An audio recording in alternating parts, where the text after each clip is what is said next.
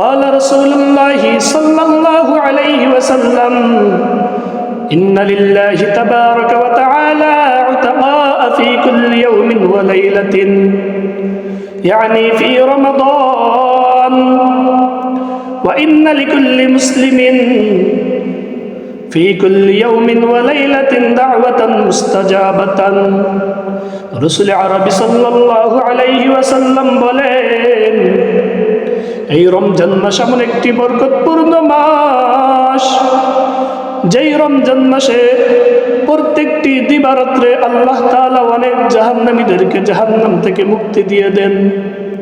এই রমজান মাস এমন একটি বরকতপূর্ণ মাস, যেই রমজান মাসের প্রত্যেকটি দিবারাত্রে আল্লাহ তাআলা এক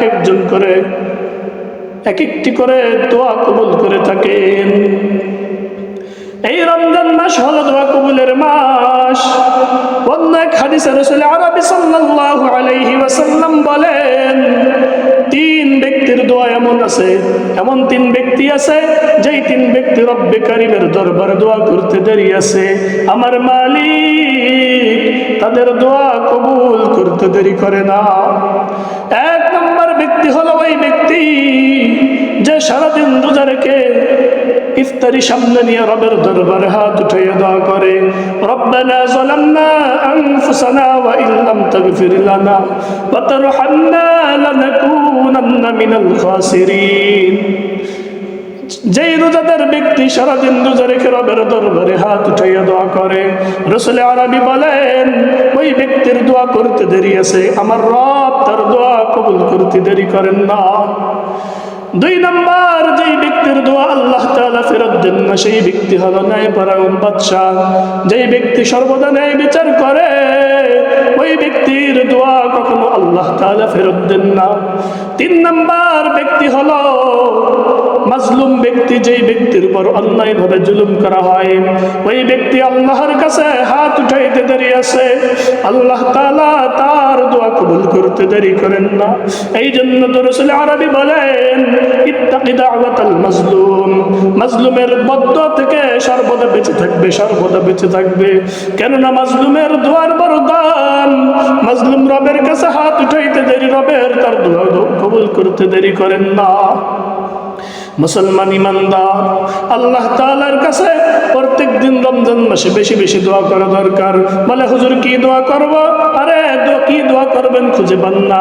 সারা বছর সব সময় তো কতই গুনাহ করছি, গুনাহ করতে করতে তো জীবনটা শেষ করে দিলাম, এখন রমজান মাসে কি দোয়া করব খুঁজে পাইতেছি না। এটা বড় অবাকের বিষয়।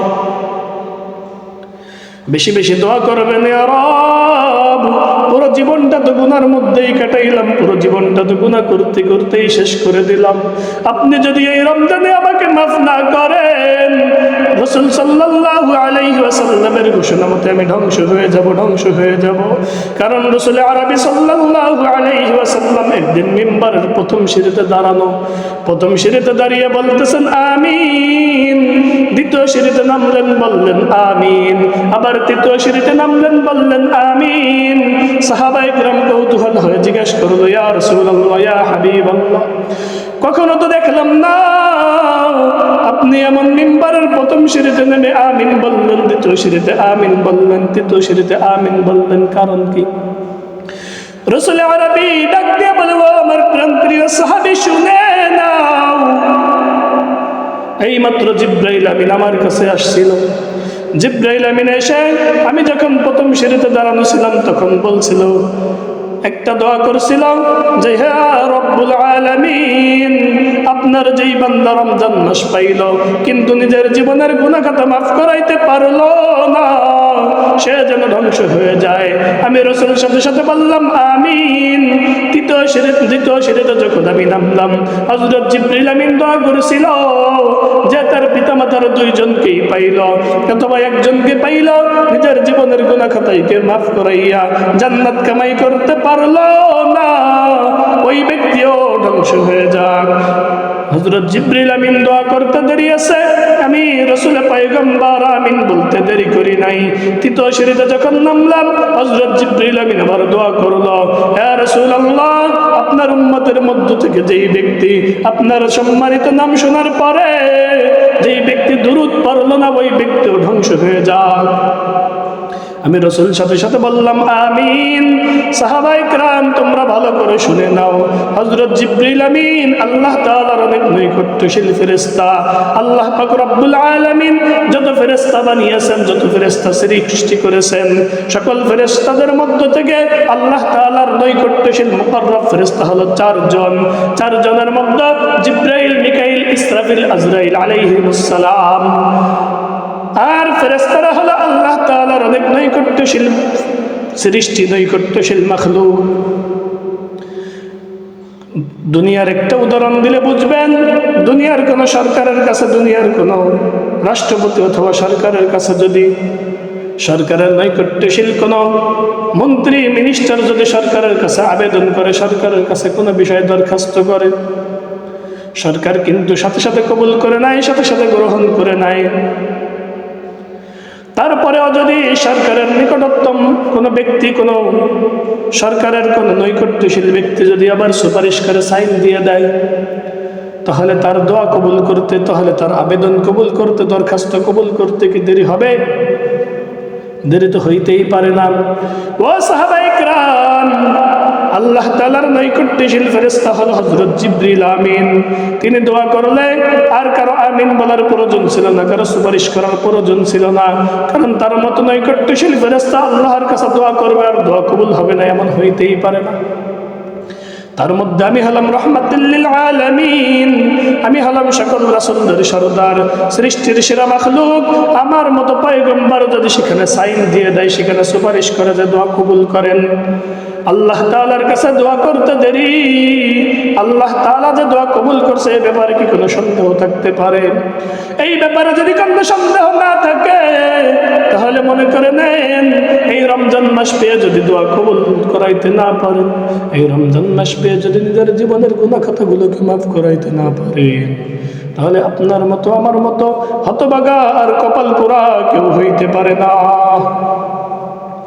এই জন্য মুসলমান ইমানদার, এই রমজান মাস হলো দোয়া কবুলের মাস, এই রমজান মাস হলো গুনাহ মাফের মাস, এই রমজান মাস হলো কবরবাসীদেরকে মুক্তি দেওয়ার মাস। সুতরাং এই মাসে বেশি বেশি আল্লাহর কাছে দোয়া করব। কি দোয়া করব? কি দোয়া করব? 1 নম্বর দোয়া থাকবে যে আল্লাহ আমার জীবনটা আমি গুনাহের মধ্যে কাটাইলাম, আল্লাহ আমার জীবনটা তো আমি গুনাহ করতে করতে শেষ করে দিছি, নিজের উপর বড় জুলুম করে ফেলেছি, আল্লাহ এখন যদি আপনি আমাকে ক্ষমা না করেন আমি ক্ষতিগ্রস্ত হয়ে যাব, আমার জীবনটা ধ্বংস হয়ে যাবে। ও রব্বুল আলামিন, আপনি মেহেরবানি করিয়া আমি গুনাহগারকে মাফ করিয়া দিন। এই রমজান মাসের মধ্যে কিছু সময় এমন আছে যেই সময় দোয়া কবুলের বিশেষ সময়। 1 নম্বর সময় হলো যখন সেহরির সময় উঠব, 5-10 মিনিট আগে উঠে সেহরির সময় আল্লাহ তাআলার দরবারে হাত উঠাইয়া চোখের পানি ছেড়ে দোয়া করব। প্রত্যেক নামাজের পর আল্লাহর কাছে দোয়া করব, ইফতারি সামনে নিয়ে আল্লাহর দরবারে দোয়া করব। আল্লাহ তাআলার কাছে দোয়া করলে বান্দা যখন আল্লাহ তাআলার কাছে হাত উঠাইয়া দোয়া করে, আল্লাহ তাআলা খুশি হয়ে যান। দুনিয়ার মানুষ অপরাধীদেরকে খোঁজে সাজা দেওয়ার জন্য, কিন্তু আমার রব্বে কারীম তিনি বান্দাকে সাজা দেওয়ার জন্য খোঁজে না, সাজা দেওয়ার জন্য খোঁজে না, বান্দাকে মাফ করার জন্য প্রথম আসমানে এসে ডাকতে থাকে, আলা বিল মুস্তাগফিরিন ফাগফিরাল্লাহ, আমার কোন গুনাহগার বান্দা আছো, আমি আল্লাহর কাছে ক্ষমা চাইবা, আমি আল্লাহ তাআলা মাফ করে দেব। মুসলমান ইমানদার, একটা সন্তান যদি হারায়া যায় 5 বছর 10 বছর পরে যখন মায়ের কোলে ফিরে আসে, ওই মা যতটা না আনন্দ উপভোগ করে, একটা ভাগা হওয়া গোলাম, একটা বান্দা নামাজ পড়ে না, রোজা রাখে না, সারাদিন নাফরমানি করে, সারা জীবন নাফরমানির মধ্যে কাটায়, একবার আল্লাহকে আল্লাহ বলে ডাক দেয় না, একবার আল্লাহ তাআলার কুদরতি পায় সিজদা দেয় না, ওই বান্দা রমজান মাস পেয়ে ওই বান্দা নিজের গুনাহ চিন্তা করে যখন রমজান মাসে ইফতারি সামনে নিয়ে রবের দরবারে হাত উঠায়, ওই মায়ের থেকে আমার রব তার উপর বেশি খুশি হয়ে যায়।